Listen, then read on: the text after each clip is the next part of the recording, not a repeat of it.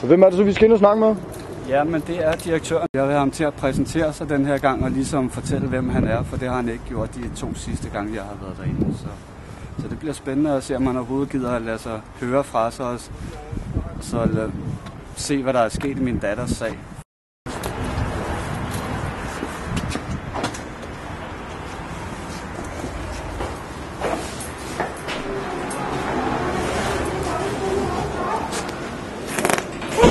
Okay, du, hej.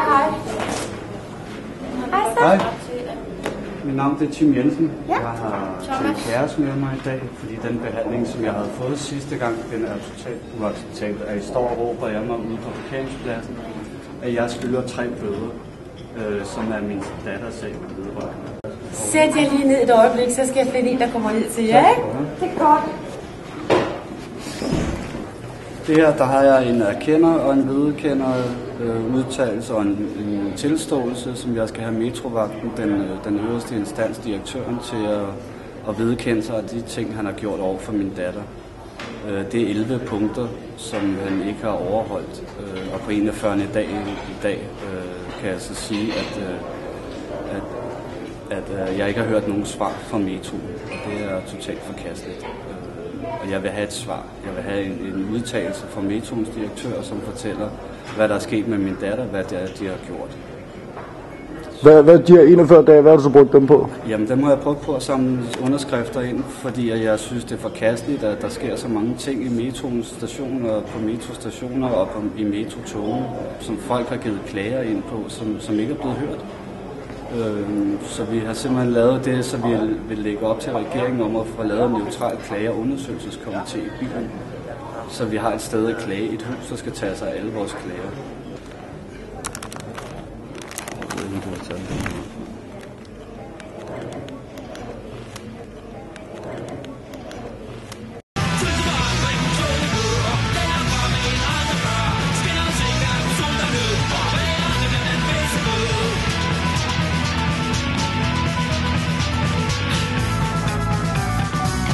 1104 er der blevet til, alt i alt.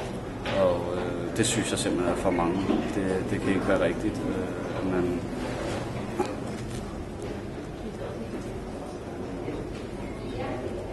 Og det er der rimelig mange underskrifter? Det er rigtig, rigtig mange underskrifter, ja. Det. Som for folk af, som simpelthen har skrevet klage ind til Metroens hus, som ikke er blevet hørt endnu. Så det er rigtig mange, det er alt for mange. Altså.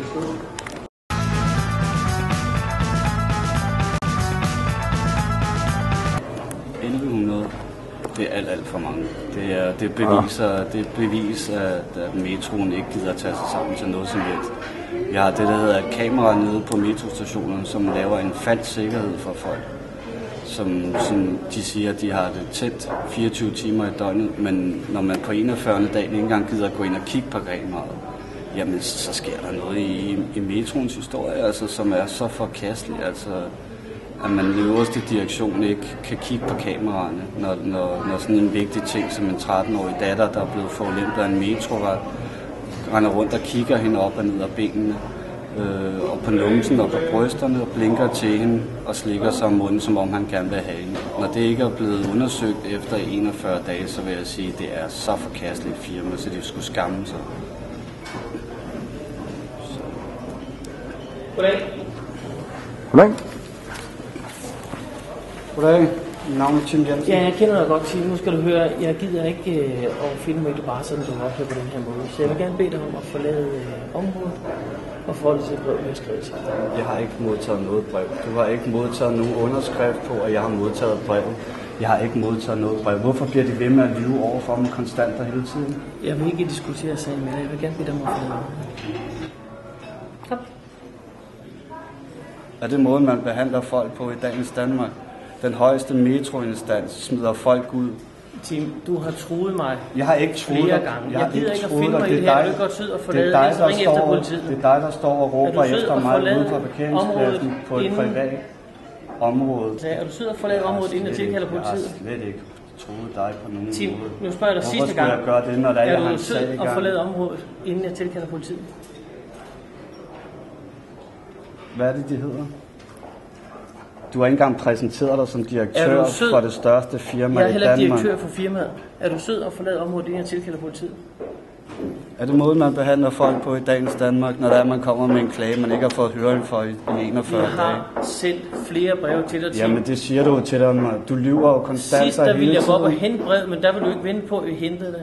Er du sød og forlade Sidste området? gang skulle du undersøge, om min adresse var rigtig. Du kan ikke engang huske fra den ene gang til den anden. Jo, du kan godt huske din adresse på Højdevej-Team. Er du sød og forlade området, inden jeg tilkalder politiet? Kan vi ikke få udleveret det der brev til ham?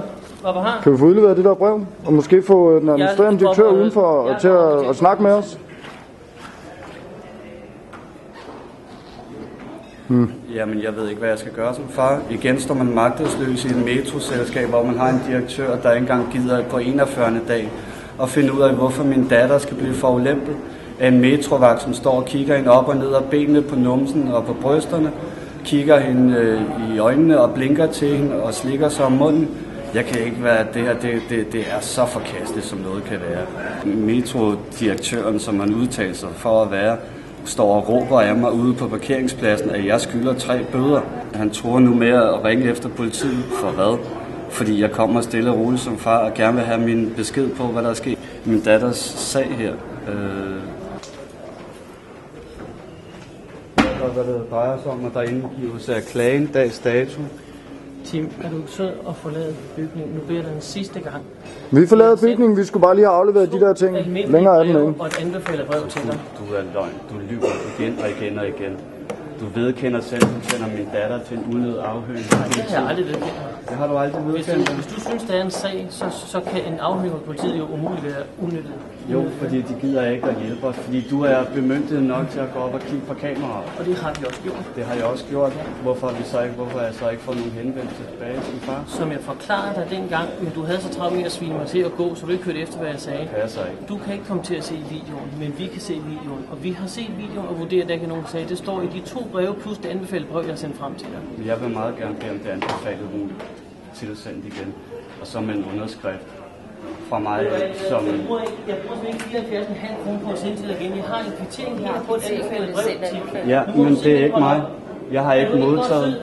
Jeg gider ikke diskutere sig med dig, og jeg gider slet ikke at stå og blive filmet ved samme lejlighed. Så nu beder jeg den sidste gang om at forlade bygningen. Men vi fik også afleveret det der, og der var stemplet. Det er stemplet og modtaget. Det er godt, så skal jeg også bare bede om en kopi på, det er stemplet og modtaget. Ja.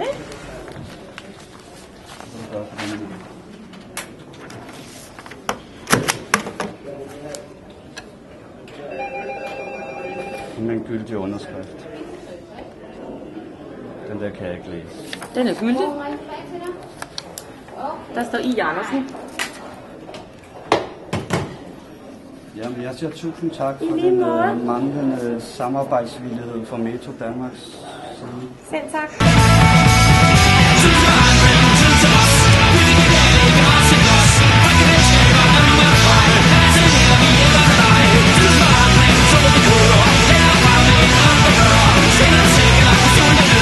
Jamen, så blev det afleveret. Ja, det gjorde det. Men med det resultat, at jeg ikke føler mig særligt tilfreds som far. Det må kun tage 12 dage for en offentlig instans modtage en klage, til der bliver høring på. I mit tilfælde nu, så er der gået 41 dage. Det er totalt forkasteligt. Jeg vil ikke finde mig i det som far. Jeg vil skrive endnu et klagebrev. Endnu et.